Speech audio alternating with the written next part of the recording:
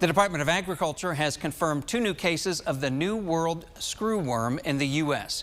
The USDA first found it last week in a calf down in Texas. Since then, it's been found in another Texas calf and in a dog in New Mexico. It's not a disease, but the larvae of a parasitic fly, and it does not just target livestock. It will attack any living animal, from wildlife to pets, like you heard there, dogs. The screwworm feeds on living tissue, and it can cause severe damage to livestock and income for farmers. The Missouri Ag Department says any animals coming from an infested zone must have a permit. It will show the animal has been inspected and is pest-free.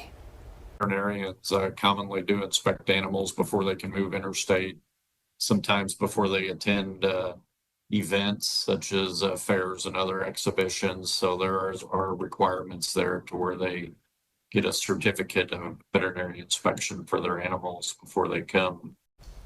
The Missouri Department of Agriculture recommends keeping all open wounds on animals clean, treated, and covered.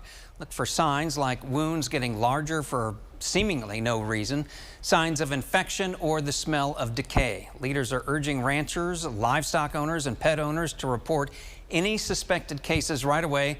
Veterinarians say in this case it is very easy to treat if you just call them and ask for the treatment.